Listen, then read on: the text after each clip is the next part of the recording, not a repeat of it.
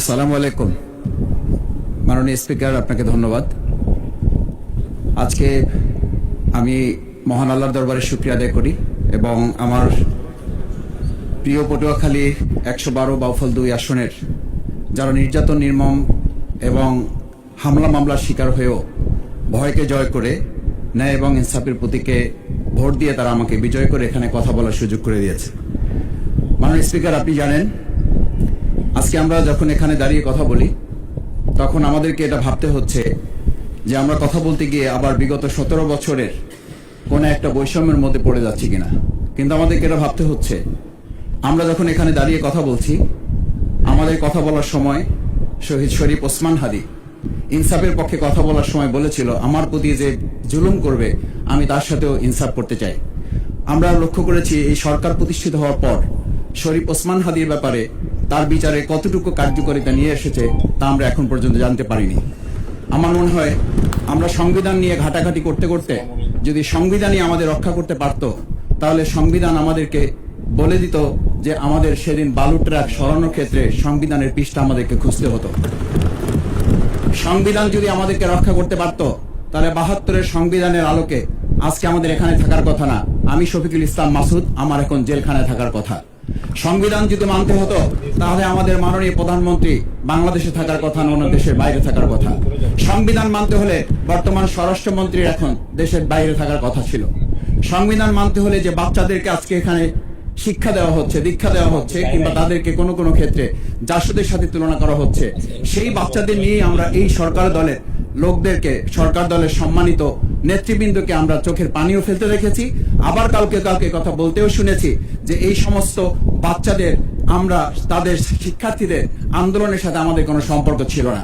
আমরা খুব লজ্জিত হই মাননীয় স্পিকার, আমাদের এই বর্তমান সময়ে আমরা যদি এটা খেয়াল করি যে আমাদের বাংলাদেশের এই বর্তমান প্রেক্ষাপটটা নতুন করে এখন যে গণভোটের যে আজকে ন্যায্যতা অন্যায্যতা, সাংবিধানিক পৃষ্ঠা, লাইন, অক্ষর, দাড়ি কমা আমাদেরকে শেখানোর চেষ্টা করা হচ্ছে, যদি সেটা হতো তাহলে বাংলাদেশ জাতীয়তাবাদী দলের সম্মানিত মহাসচিব তিনি কয়েক হাজার পুলিশের বেষ্টনীর মাঝখানে একা একটা মোবাইল নিয়ে তাকে আমরা দাঁড়িয়ে থাকতে দেখেছি, তখন সংবিধান আমাদেরকে রক্ষা করতে পারে নাই।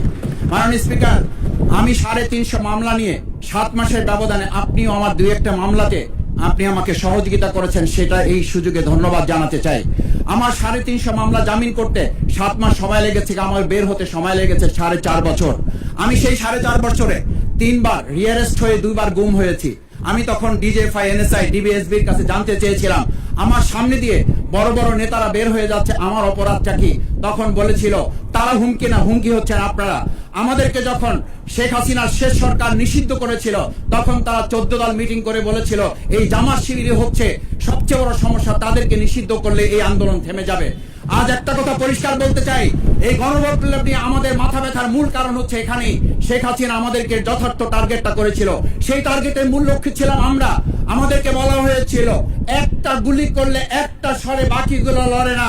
সেই লড়ে না লোকগুলো ছিলাম আমরা, মাননীয় স্পিকার, যার কারণে আমাদেরকে তারা ভয় পায়। আমরা এখন বর্তমান সময় ভিডিও দেখতে পাই যে শেখ হাসিনা বাইরে থেকে বলেছিল আমরা এই দলকে ভোট দিতে বললাম, আর সেই দল আমাদের সাথে আবার বিশ্বাসঘাতকতা করেছে। আমরা সেই শেখ হাসিনার বক্তব্য শোনার পর আমরা কাউকে আজকে এখানে বলতে শুনে নাই শেখ হাসিনার ওই বক্তব্য সঠিক নয়। এই মানুষ প্রতারিত হয়েছে, বেইমানি করা হয়েছে।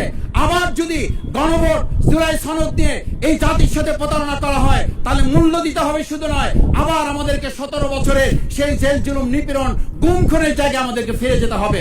আমি মনে করি পরিষ্কার বক্তব্য, গণভোটের প্রতি সমর্থন না জানিয়ে জুলাই সনদকে যদি আজকে ইগনোর করা হয়, তাহলে আমাদেরকে কিন্তু আবার সেই গুম খুনের আয়নাঘরের দিকে আমাদেরকে ধাবিত করা হবে। আমি মনে করি গণভোটের বিরোধিতা করার অর্থ হচ্ছে আমরা আয়নাঘরকে সমর্থন করতে চাই। গণভোটের বিরোধিতা করা মানে হচ্ছে ৭০% মানুষকে আমরা অন্যায্যভাবে তাদেরকে আবার ধিক্কার জানাতে চাই।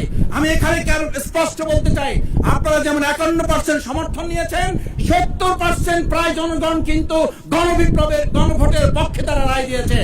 আপনাদের যে সেই ৫১%-এর তুলনায় সেই ৭০% প্রায় গণভোটকে যদি আপনারা ইগনোর করেন, তাহলে আমি বলবো আমার বাউফল, আমার পটুয়াখালী শুধু নয়, গোটা বাংলাদেশ আবার জেগে উঠে গণভোটকে তারা কার্যকর করবে। স্পিকার, আমি পরিষ্কার এই কথাটা এই জন্য বলছি, আজকে সংবিধানের লাইন ধরে ধরে যদি আমাদেরকে এই কথা জানতে হতো, তাহলে আমাদের নেতৃবৃন্দকে ফাঁসির মঞ্চে যেতে হতো না। আমার মতো ছোট মানুষের কাছে সে সময় ডিজিএফআর কাছে প্রস্তাব এসেছিল, আপনারা কি চান, মন্ত্রিত্ব চান, দেশ পরিচালনা চান, সবকিছু দেওয়া হবে, শুধু শেখ হাসিনার নীতিতে আপনারা আসেন। সেই নীতি তো ছিল ৭২ সংবিধান, সেই নীতি নিয়ে আজকে কেন এখানে এত কথা বলা হচ্ছে? আমরা পরিষ্কার জানি, আমরা যদি সেই ৭২ সংবিধানকে ভালোবাসি, তাহলে এখানকার নেতৃবৃন্দ এবং মরহুমা বেগম খালেদা জিয়া নিজে বলেছিল, আমরা সুযোগ পেলে এই সংবিধানকে আমরা ছুঁড়ে ফেলে দেব। সেই সংবিধানের প্রতি আজকে বর্তমান সরকারি দলের কেন এত প্রেম জাগ্রত হয়েছে, এটা বাংলাদেশের মানুষের জানার অধিকার আছে। আমি আমার প্রিয় বাউফলের মানুষের প্রতি ভালোবাসা শ্রদ্ধা জানাই। যেই বাউফলবাসী আমার দাবি আদায়ের জন্য, আমার এলাকার মানুষের অধিকার আদায়ের জন্য এখানে দিয়েছে, আমি সেই অধিকার। ধন্যবাদ মাননীয় সদস্য।